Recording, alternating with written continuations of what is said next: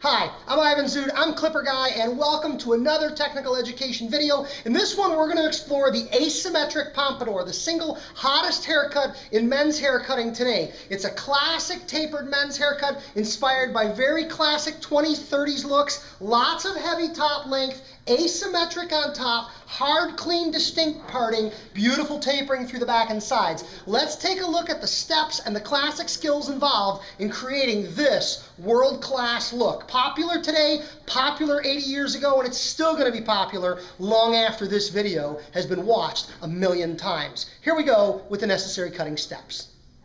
All right, let's take a look at the steps involved in cutting the asymmetric pompadour. Step number one is to layer the interior. I'm going to take a mohawk type section down the top center. I'm using shears. We can do this with scissors. We can do this with a clipper. We can do this with a razor. What's most important is the way in which we're cutting. We're doing what we call planar sculpting. Notice I'm not 90, 90, 90, 90 following the curve of the head. I'm starting top dead center. I'm drawing everything up. Notice my elbow comes straight up and out, and I'm cutting straight across in a horizontal plane. Shortest piece of hair, top dead center, getting longer. I've established that top center guide. Now I'm going to turn the head 90 degrees or perpendicular. I'm going to look for the nose, should be in the center of the head a little bit, give or take.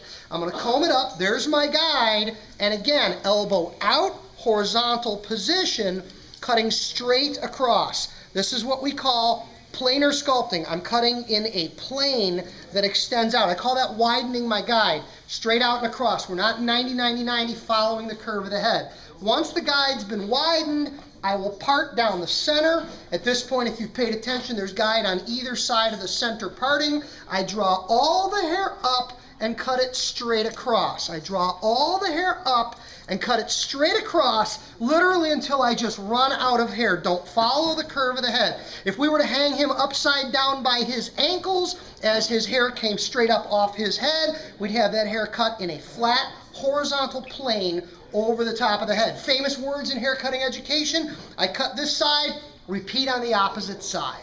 That's step one. In step number one, we sculpted that horizontal planar top. Step number two is to create our side parting to establish the flow of hair for the finished haircut. I'm going to dampen the hair slightly, and I'm going to apply a small quantity of pomade. This is my new clipperguy pomade. It's a water-based product. You don't really want to use a styling gel, anything that's going to dry hard or crispy. A little bit of pomade on my hands, warm it up to emulsify it. I'm going to apply it to the hair. I don't want a gel that's going to dry hard or crispy. I can't do this with hairspray. The purpose of this is it's something that will keep the hair soft, damp, and pliable through the haircut. It's also perfect for styling the haircut itself, but it's going to let me establish that parting from the heavy side over with a heavy side and a light or lean side that will facilitate better cutting.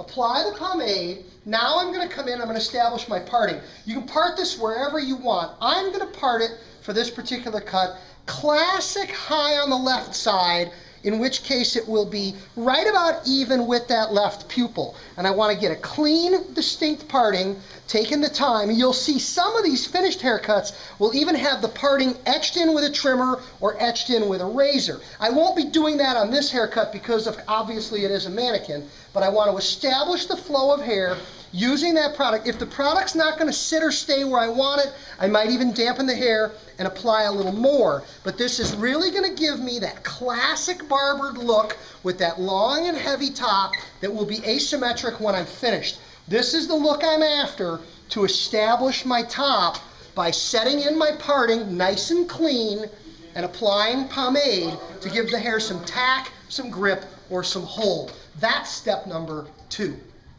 Step number one, we planar sculpted the top. In step number two, we dampened the hair, we applied some pomade, and we created our very distinct, hard, classic parting. In step number three, we're now going to taper in the back and sides. The entire haircut blends, yet we refer to it as asymmetric because we will blend off this side, and it will blend into the shorter hair right here at the parting. We will blend off the opposite side, what we call the heavy side, as the parting travels over. We will also blend in through the back, Yet, because from the short hair here to the longer hair at the top that sweeps over, there is a hard and distinct disconnection, this leaves the interior of the haircut substantially asymmetric when we're finished. What we're going to do now is we're going to come in classic clipper over comb, and we're going to begin to taper off the perimeter, clipper over comb.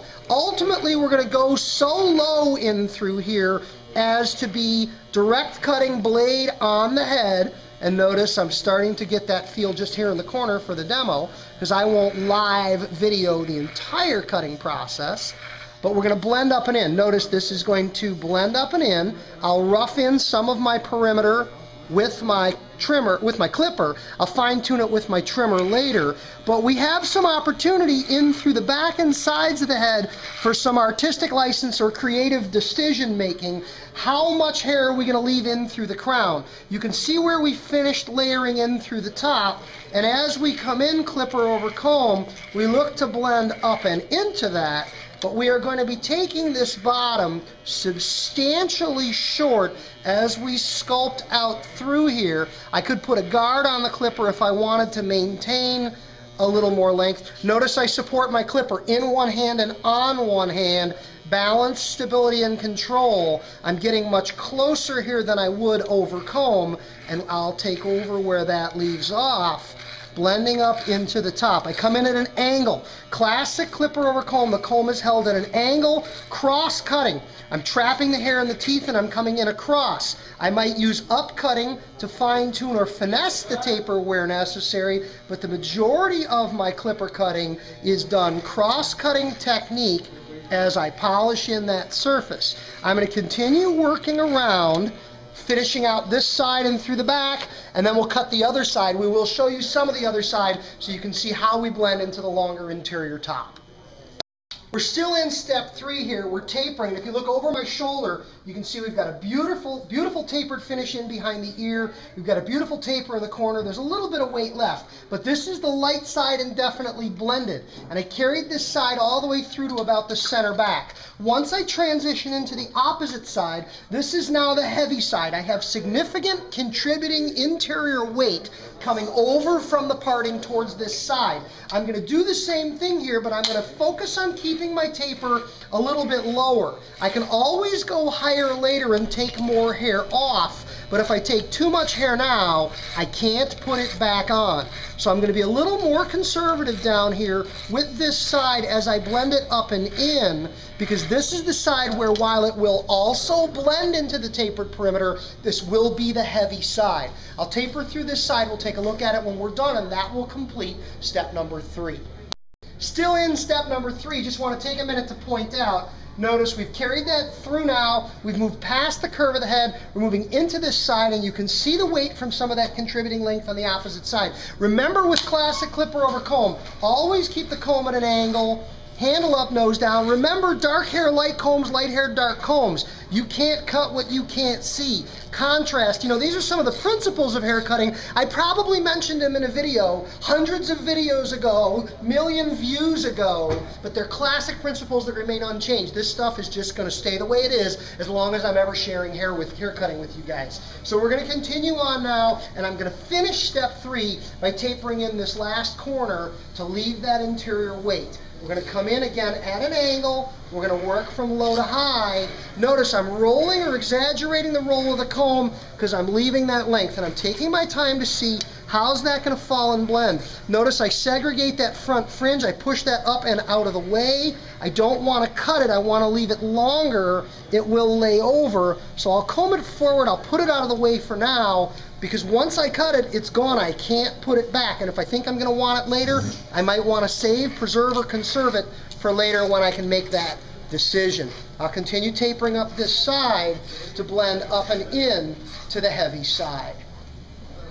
Step number 1 on our asymmetric pompadour was square layering the top. Step number 2 was to dampen, apply pomade, and create our parting to determine heavy and light side and the flow of the hair. Step number 3 was our classic taper work around the haircut. Steps 4, 5, and 6 are all optional, but nonetheless may be important. Step number 4 might be the use of blending scissors. Remember, we always work at an angle when we work with the blending scissors on the outside of the comb, wide teeth on the comb to let the hair fall and flow and go where it wants to go. Blending shear work, if you need it, would be step 4. Step number 5, if you chose to do it, would be to etch in the parting. You can etch in the parting with a clipper or trimmer where you literally tap in and cut in the parting on the head. I'm not going to do it here on this mannequin. Some guys will also go in with a straight edge razor and razor etch the parting. Again, an optional step. On the more extreme versions of this haircut, you can do it if you wish to. Step number 4, optional, was blending scissors. Step number 5, optional, was razor etching. Step number 6, optional, is line and edge. The reason I declare lining and edging optional on this haircut is at its most extreme versions, there is no lining and edging on this haircut. It is literally faded or tapered in from nothing and 0 all the way up. So there would be no line and edge work. Straight razor cleanup if you're a barber, electric trimmer cleanup if you are a cosmetologist. So what did I say? We said 4, 5, and 6 are optional steps. Blending scissors, etch the parting, and line and edge. This is a mannequin. I'm going to clean it up with a trimmer, so I'm going to functionally line and edge, and we'll look at our finished work.